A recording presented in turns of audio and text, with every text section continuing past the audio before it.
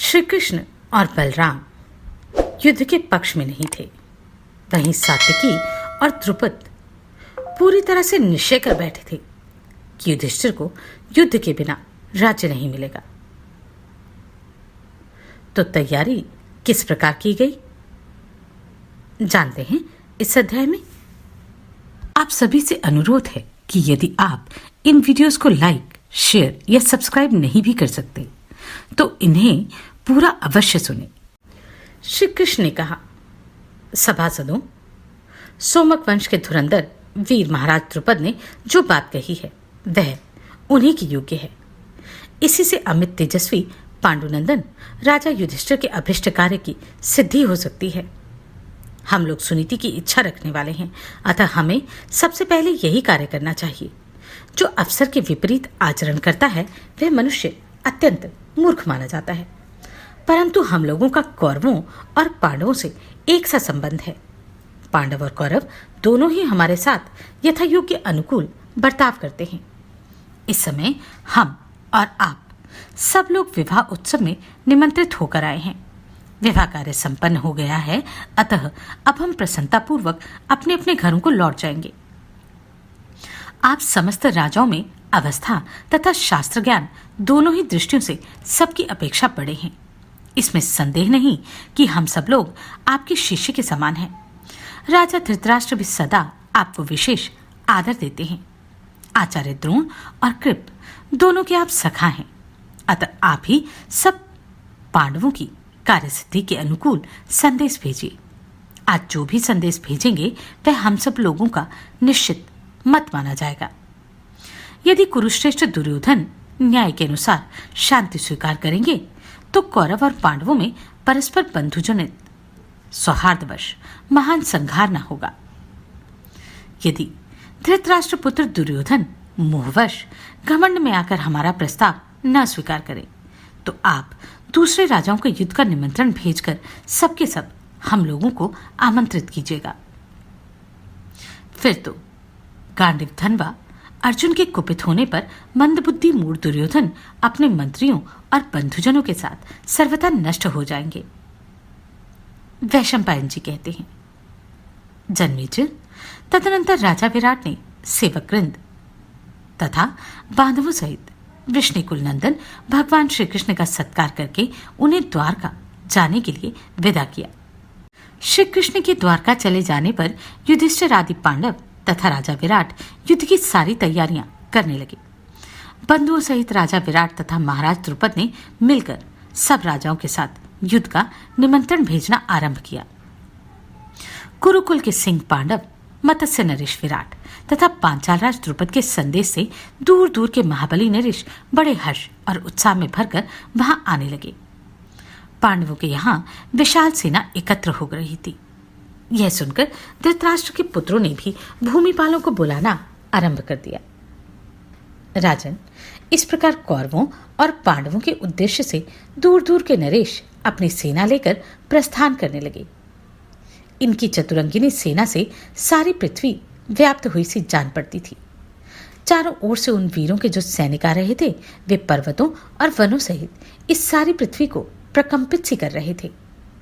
तदनंतर पांचाल नरेश ने युधिष्ठिर की सम्मति के अनुसार बुद्धि और अवस्था में बढ़े चढ़े अपने पुरोहित को कौरवों के पास भेजा।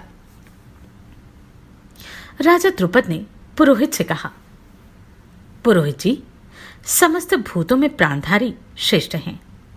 प्राणधारियों में भी बुद्धिजीवी श्रेष्ठ हैं। बुद्धिजीवी प्राणियों में भी मनुष्य और मनुष्यों में भी ब्राह्मण श्रेष्ठ माने गए हैं।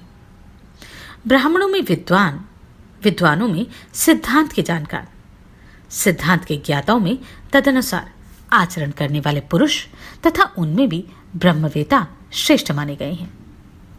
मेरा ऐसा मत है कि आप सिद्धांत वेताओं में प्रमुख हैं। आपका कुल तो श्रेष्ठ है ही, अवस्था तथा शास्त्र ज्ञान में भी आप बड़े चढ़े हैं। आपकी बुद्धि शुक्राचार्य और बृहस्पति के समान है। दुर्योधन का आचार विचार जैसा है वह सब भी आपको ज्ञात ही है। कुंती पुत्र पांडुनंदन युधिष्ठिर का आचार विचार भी आप लोगों से छिपा नहीं है। धृतराष्ट्र की जानकारी में शत्रु ने पांडवों को ठगा है। विदुर जी के अनुनय विनय करने पर भी धृतराष्ट्र अपने पुत्र का ही अनुसरण करते हैं। शकुनी ने स्वयं जुए के खेल में प्रवीण होकर यह जानते हुए भी कि युधिष्ठिर जुए के खिलाड़ी नहीं हैं, वे क्षत्रिय धर्म पर चलने वाले शुद्धात्मा पुरुष हैं, उन्हें समझबूझकर जुए के लिए बुलाया।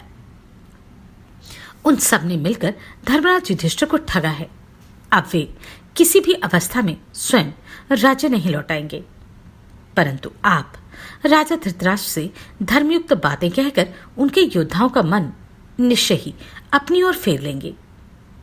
विदुर जी भी वहां आपके वचनों का समर्थन करेंगे तथा आप भीष्म, द्रोण एवं कृपाचार्य आदि में भेद उत्पन्न कर देंगे।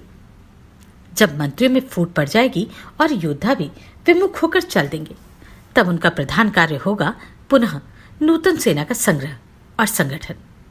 इसी बीच में एकाग्रचित वाले कुंती कुमार अनायास ही सेना का संगठन और द्रव्य का संग्रह कर लेंगे। जब वहां हमारे स्वजन उपस्थित रहेंगे और आप भी वहां रहकर लौटने में विलंब करते रहेंगे, तब निसंदेह वे सैन्य संग्रह का कार्य उतने अच्छे ढंग से नहीं कर सकेंगे। वहां आपके जाने का यही प्रयोजन प्रधान रूप से दिखाई देता है। यह भी संभव है कि आपकी संगति से धृतराष्ट्र का मन बदल जाए और वे आपकी धर्मानुकूल बात स्वीकार कर ले। आप धर्मपरायण तो हैं ही, वहां धर्मानुकूल बर्ताव करते हुए कौरव कुल में जो कृपालु वृद्ध पुरुष हैं, उनके समक्ष पूर्व पुरुषों द्वारा आचरित कुल धर्म का प्रतिपादन एवं पांडवों के कलेशों का वर्णन कीजिएगा। इस प्रकार उनका मन दुर्योधन की ओर से तोड़ दीजिएगा। इसमें मुझे कोई संशय नहीं है। आपको उनसे कोई भय नहीं है, क्योंकि आप वेदवेता ब्राह्मण हैं, विशेषतः दूत कर्म में नियुक्त और वृद्ध हैं। अतः आप पुष्य नक्षत्र से युक्त जय नामक मुहूर्त में कुंतीनंदन युधिष्ठिर के कार्य की सिद्धि के लिए कौरवों के पास शीघ्र जाइए। वैशंपायन जी कहते हैं, जन्मेजय, महामना राजा द्रुपद के द्वारा इस प्रकार अनुशासित होकर सदाचार संपन्न पुरोहित ने हस्तिनापुर को प्रस्थान किया। वे विद्वान और नीतिशास्त्र और अर्थशास्त्र के विशेषज्ञ थे। वे पांडवों के हित के लिए शिष्यों के साथ कौरवों की राजधानी की ओर चल दिए। द्रुपद की तैयारी बहुत अच्छी थी। उसने संधि और युद्ध दोनों की तैयारी कर ली। जानते हैं आगे दुर्योधन ने किस प्रकार प्रत्युत्तर दिया, या फिर कुछ और ही घटना घटी? अगले अध्याय में। आप सभी को कोटि कोटि साधुवाद। आपने इन वीडियोस को इतना प्रेम दिया। नमस्कार, मैं आभा शर्मा जावास। यदि आपको मेरा ये प्रयत्न सराहनीय लगा हो तो मुझे सब्सक्राइब करके प्रोत्साहित करें।